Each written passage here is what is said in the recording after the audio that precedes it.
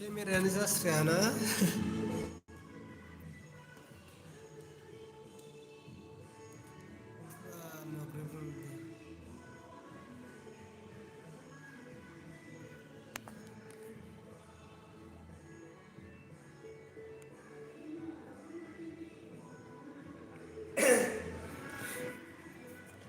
बाहेराव बैसागु मेथाइ दामसोदों आवासा खोनाफैगासिनो मिथिबायना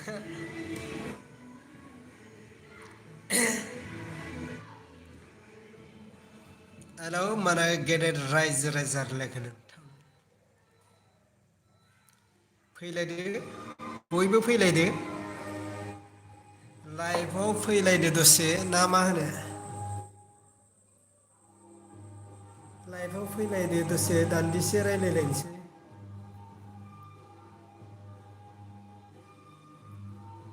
मा रावबो फैथारा सासेबो कमेन्ट खालाम कमेन्ट फैबाय थानाय बिटिसि इलेक्सनाव सोर देरहागोन नोंथांमोना बेखौ कमेन्टनि गेजेरजों फोरमायहरलाय फैबाय थानाय बिटिसि इलेक्सनाव सोर बिटिसिनि गोदान चिफ जागोन बेखौ नोंथांमोना कमेन्टनि गेजेरजों फोरमायहरबानो जाबाय कमेन्टखौ नुवाखै आं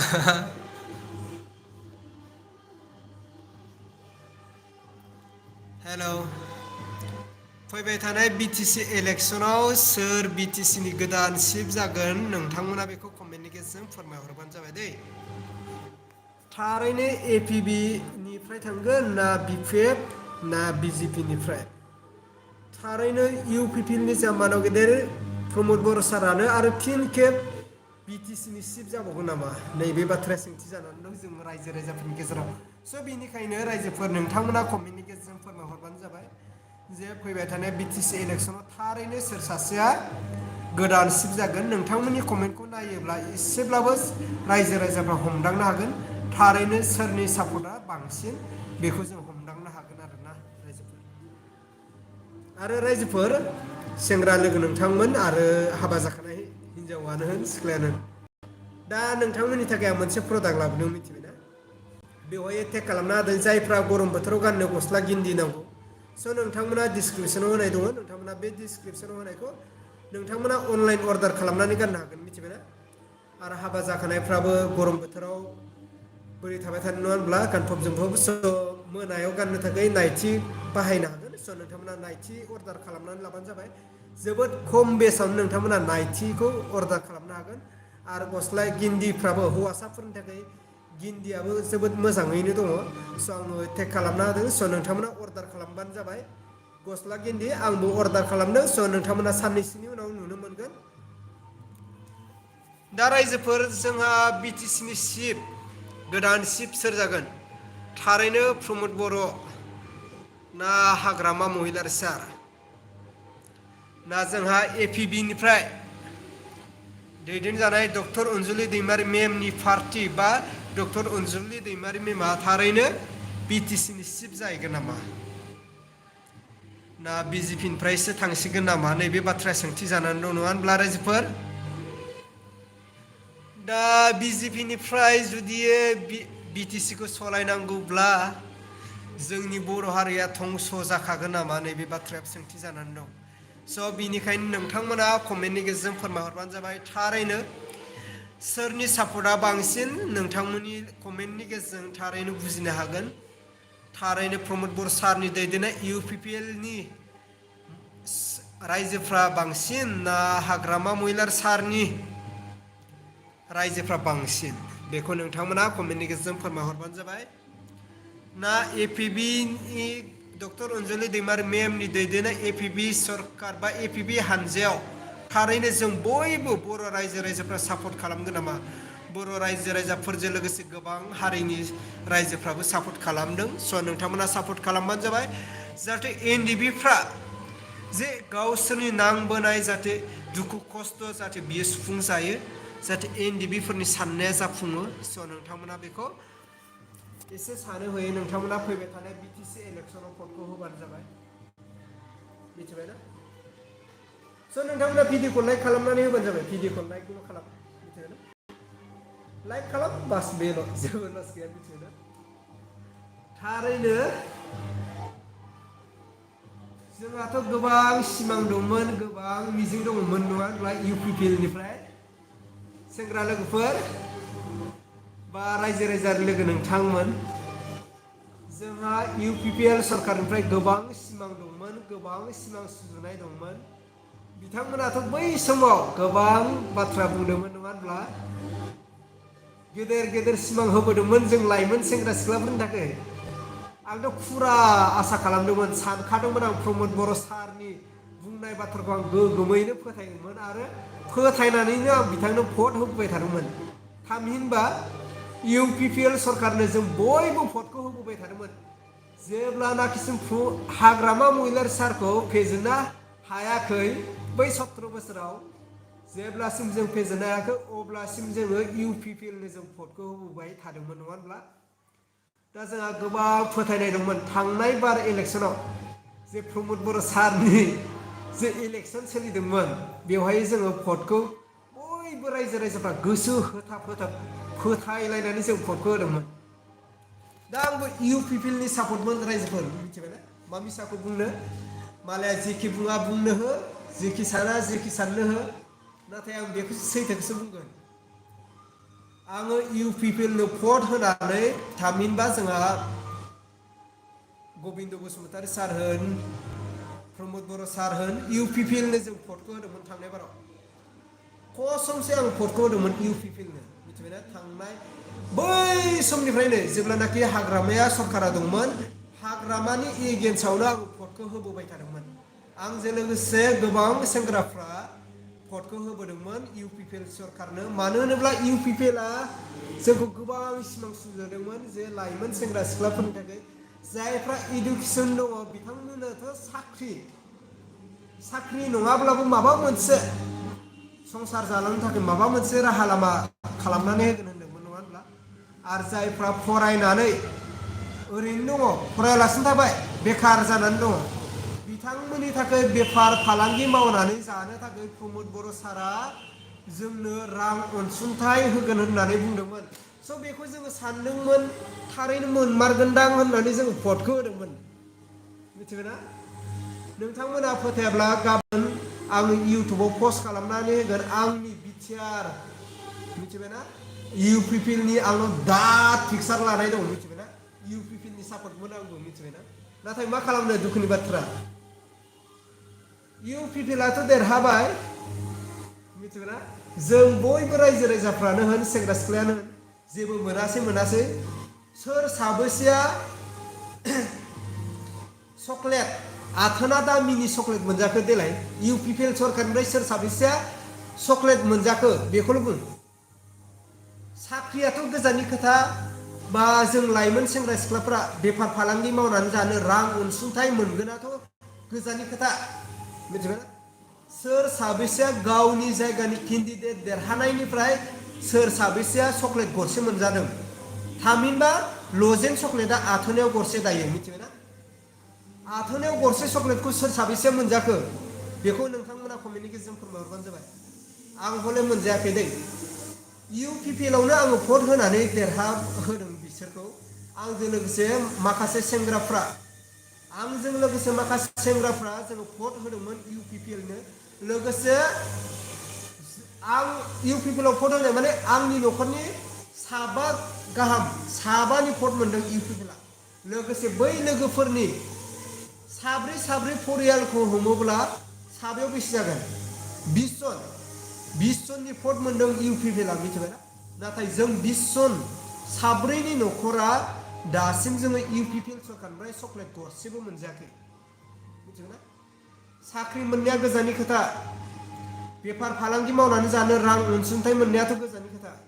चक्लेट गरसेखौनो मोनजायाखै थामहिनबा जायफ्रा बे भिडिअखौ जायफ्रा बे लाइभआव नायदों बा जायफ्रा बे लाइभआव फैदों नोंथांमोनाबो मोनजायाखै जानो हागौ मिथिबायना जानो हागौ नोंथांमोना UPPLनि सापर्ट आंबो UPPLनि सापर्टमोन मिथिबायना UPPLआव आङो बै समाव सेन्स दा BTR मिथिबायना सेन्स दा BTR बै समाव थांनाय BTC इलेक्सनाव दा फटक लानाय दङ आंबो इउपिपिएलनि सासे मेम्बारमोन मिथिबायना दुखु मोनदों मिथिबायना दुखु मोनदों दाथ' आं जेरावबो पलिटिकेलाव गैया मिथिबायना आं जेरावबो गैया दायो मिथिबायना नाथाय बै बिटिसि इलेक्सनाव इउपिपिएलनि जानानै जों भटखौ होदोंमोन आरोना बेल'सो डेन्जार बुरबकआव बाहायजादों जों जाम्बा बाहायजादों मिथिबायना माखासे गोरों गोराफोरजों मिथिबायना माखासे इउपिपिएलनि माखासे गोरों गोराफोरजों जोङो दुनियानि जाम्बा बाहायजादों दुनियानि बेंग्रा बाहायजादों जिबनाव सानफेराखैमोन आं मिथिबायना थै बिदि जायो सोरबा थै फाग्ला जागोनलै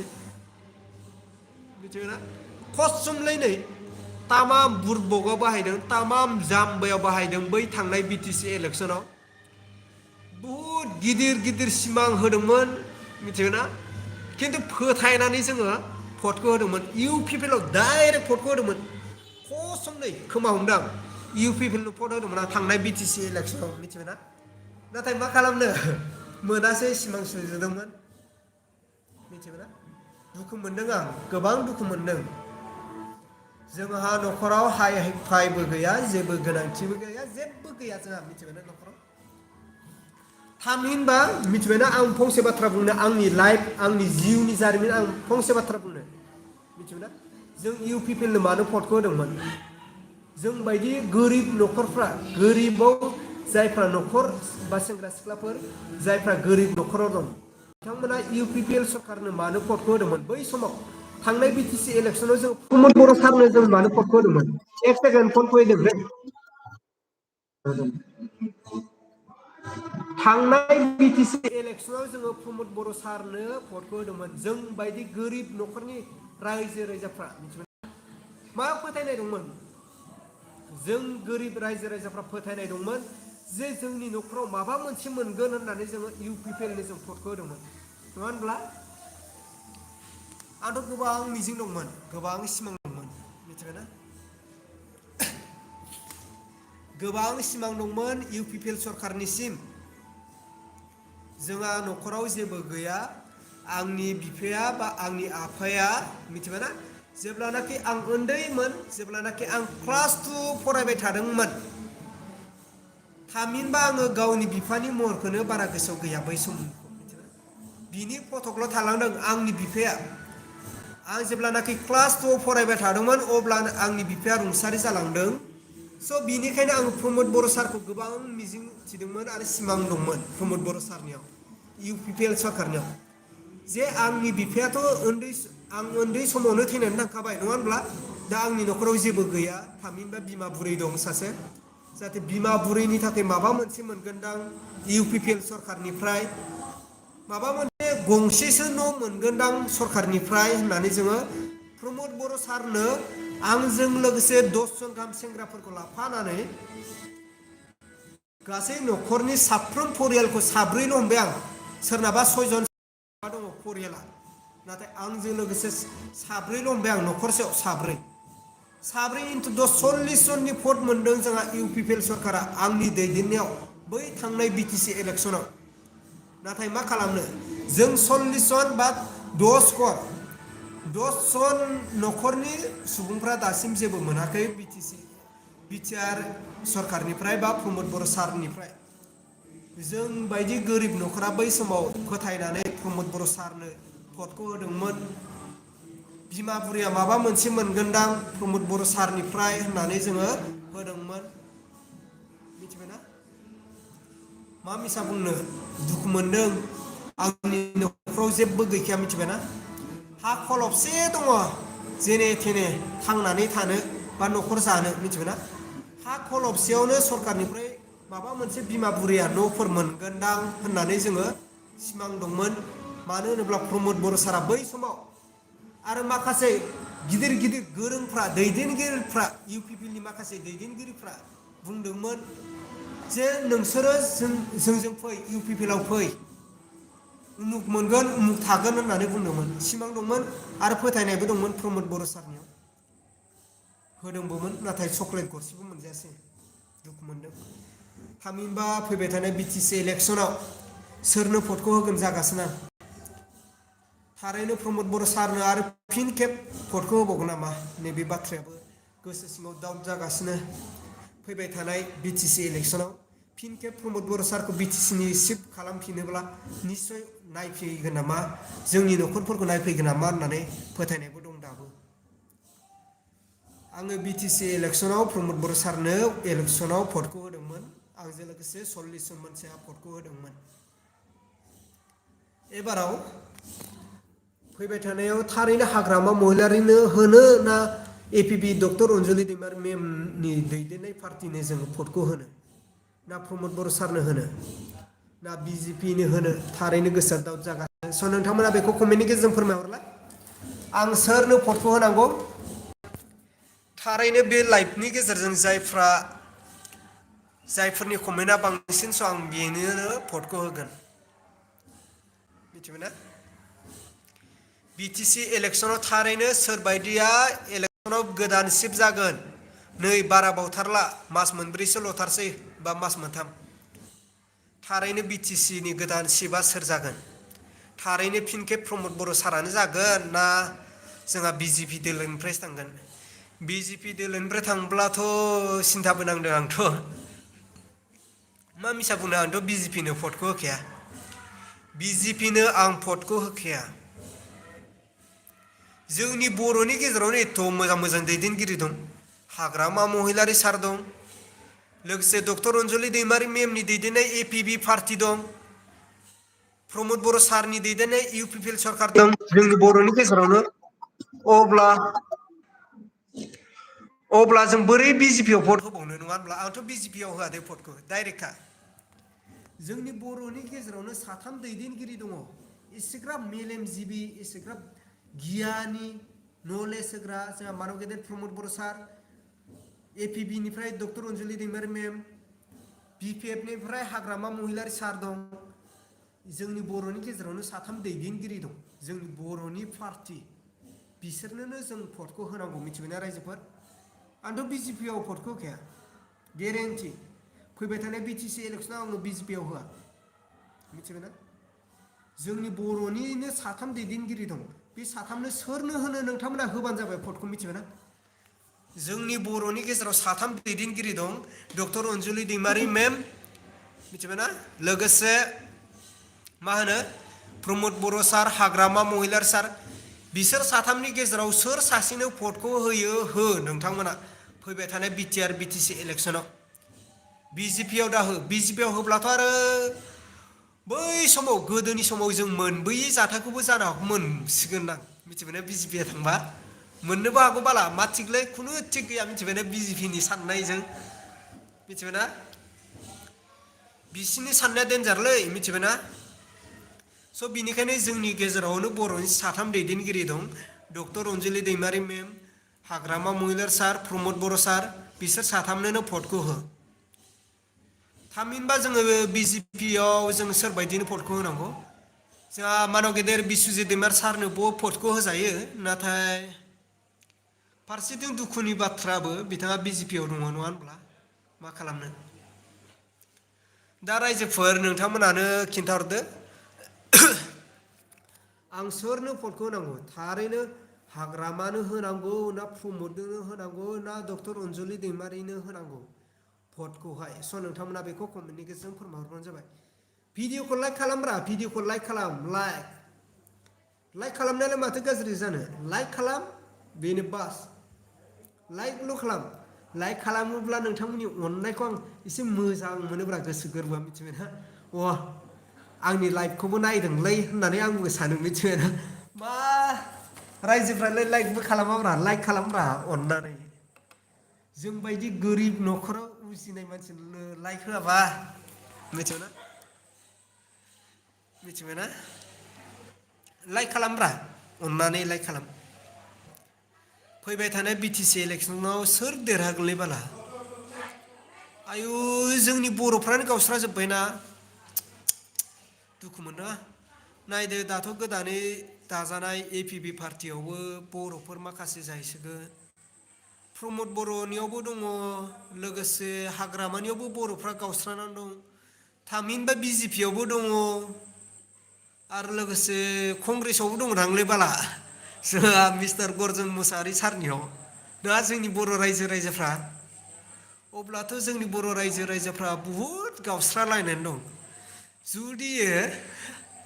बिजेपि दोलोनिफ्रायबो जोंहा मानाव गेदेर बिस्वजित दैमारि सार प्रमद बर' सार हाग्रामा डक्टर अनजलि दैमारि मेम गर्जन मुसाहारि स' बिथांमोना मोनसे पार्टियाव जुदि ज' जानानै इलेक्सन गेलेयोब्ला आयु तामाम जौगानाय फैगोनलै जोंनि बर'फ्रा मिथिबायना गेरेन्टि जुदि बिथांमोना खौसे जानानै जुदि इलेक्सनखौ गेलेयोब्ला जोंनि बर' रायजो राजाफ्रा तामाम जौगानायाव फैगोन गोजौ लेभेलाव फैगोन मिथिबायना गुबुन हारिया नारसिननो हानाय नङा डाइरेक्ट गेरेन्टि नुदां इसोर बोले गेरेन्टि कसमसे जुदि जोंनि बर'नि दैदेनगिरिफ्रा जुदि खौसे जानानै जुदि इलेक्सनखौ गेलेयोब्ला तामाम जोंबायदि गोरिब न'खराव उजिनाय मानसिफ्राबो तामाम जौगानायाव फैगोन नुहुरदों आं एसे आसा नुहुरदों आरोना जुदि गासैबो जोंनि बर'नि दैदेनगिरिफ्रा आरोना दैदेनगिरिफ्रा खौसे जानानै जुदि इलेक्सनखौ गेलेयोब्ला जौगानाय फैगोन थामहिनबा बै समाव जेरै दुलाराय बर' फरायसा आफादनि सोमावसारनाय डिभाइड आसाम 50-50 नाय रायजो राजाफोरखौ गोबां सापर्ट गोबां रायजो राजाफ्रा लैहोर लैहोर ओंखारदोंमोन बेबायदि ओंखारगोन दाबो ओंखारगोन बेबायदि जुदि जोंनि बर'नि दैदेनगिरिफ्रा खौसे जानानै इलेक्सन गेलेयोब्ला गालायनो हायाव गालायनो आगानखौनो मोननाय नङा मिथिबायना जोंनि बर' रायजो राजाफ्राबो गोबां दङना आयु थोद जोंनि बर' रायजो राजाफ्रा जौगागोन गेरेन्टि जुदि खौसे जानानै इलेक्सनखौ गेलेयोब्ला अब्ला रायजोफोर बा सेंग्राफोर बा जायफ्रा आइजोफोर नायदों नोंथांमोना आङो टेग खालामनानै होदों मिथिबायना सेंग्राफोर बा बोरायफोर गस्ला गिन्दि नोंथांमोना अर्डार खालामनानै ला जोबोद मोजां मोजां आंबो अर्डार खालामदों फैगासिनो 26 तारिखआव मोनफैगोन गस्ला गिन्दि गरम बोथोरबो फैबाय ना स' नोंथांमोना नुनो मोनगोन आं गस्ला गिन्दि गाननानै भिडिअ खालामगोन मिथिबायना देनजार गाजा गाजा मोजां खम बेसेयावनो मोनगोन 200 180 300 गस्ला गिन्दि तामाम गाजा मोजां मोजां गस्ला गिन्दि जायफ्रा अर्डार खालामनो स' नोंथांमोना अर्डार खालामनानै गानबानो जाबाय आरो जायफ्रा हिन्जावफोर हाबा जाखानाय स' नोंथांमोनाबो नाइटि अर्डार खालामनो हागोन नाइटि देनजार मोजां मोजां नाइटि टेग खालामनानै होदों आं मिथिबायना अर्डार खालामनानै गानबानो जाबाय नाइटिबो दङ गस्ला गिन्दिबो लोगोसे दाथ' दैज्लां बोथोर रायजोफोर बा सेंग्राफोर जायफोरनि गामियाव कारेन्ट थाया दैज्लां बोथोराव साननै सानथाम लाइनाथ' थाखाया दैज्लां बोथोराव अखा हानायजों बारहुंखा बारनायजों कारेन्ट खुन्था बायग्लुङो स' नोंथांमोना पावार बेंक अर्डार खालामनोब्ला अर्डार खालामबानो जाबाय जोबोद खम बेसेयावनो 1200 800 बेफोरावनो मोनगोनो हागोन मिथिबायना पावार बेंक मबाइल चार्ज होग्रा 20,000 बेटारि मिथिबायना नोंथांमोना गंसे मबाइलखौ खनब्रै चार्ज होजागोन खनब्रै फुल चार्ज होजागोन खनब्रै 800 700 1000 1200 2400 बेफोरबायदियावनो नोंथांमोना खनब्रै मबाइल चार्ज होजागोन पावार बेंक अर्डार खालामनानै लाबानो जाबाय थाबनो दाथ' दैज्लां बोथोर फैबाय नङा होनब्ला गस्ला गिन्दि गानदो पावार बेंक लाइनबो थाला कारेन्टबो थाला दैज्लां बोथोराव मिथिबायना स' नोंथांमोना पावार बेंक अर्डार खालामनानै ला आंबो अर्डार खालामबाय स' मोनफैब्लानो आङो नोंथांमोननो आनबक्सिं खालामनानै दिन्थिगोन आरो गस्ला गिन्दिबो खालामदों आङो स' नोंथांमोना गस्ला गिन्दिबो अर्डार खालामनानै गानबानो जाबाय लोगोसे जायफ्रा हाबा जाखानाय हिनजावफोर स' नोंथांमोनाबो नाइटिखौ अर्डार खालामनानै गाननो हागोन मिथिबायना दा फैबाय थानाय BTC इलेक्सनावथ' सोर देरहागोन नङा होनब्ला BTC इलेक्सनाव सोर देरहागोन मिथिबायना मा खालामनो प्रमद बर' सारखौथ' आं गोबां फोथायदोंमोन इलेक्सनाव गोबां फोथायदोंमोन अब्ला रायजोफोर आंनि लाइफखौ आं बेखिनियावनो दोनथ'नोसै ना दोनथ'नोसै गुड नाइट रायजोफोर गावस्रा लाइकबो खालामा दुखु मोनोला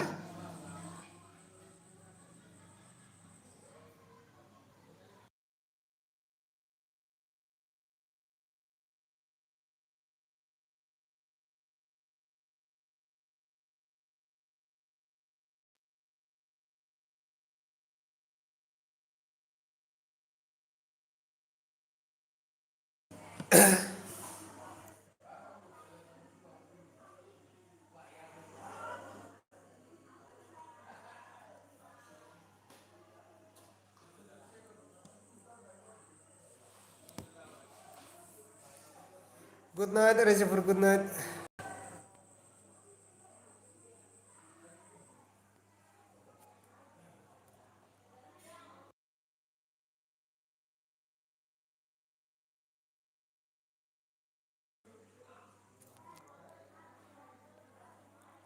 हेल' जांगिला बसुमतारी आदा बस्क' है नायदोंमोन नामा आंसो नायस'नाय जायासै बस्क' मुसाहारि हेल' ब्र' हा हेल' ब्र' हेल' एबं बर' हेल' ब्र' हेल' फैबाय थानाय BTC इलेक्सनावथ' सोर देरहागोन थारैनो प्रमद बर' सारानो फिन खेब बिटिआरनि चिफ जाबावगोन नामा रा गैयालै बुंदो मोनजायाखै गैया मोनजायाखै चक्लेट गरसेबो मोनजायाखै मिथिबाय ना गोबां फोथायनाय दंमोन अके डक्टर अनजुलि दैमारि मेमाबो गोबां मोजां खामानि मावगोन मिथिबायना जोंनि रायजो राजाफोरनि थाखाय दा अब्ला रायजोफोर गाबोन फैफिनलायनोसै लाइभ ना दिनै फोजोबनोसै बेखिनियावनो एमबिबो गैयालै एमबि गैया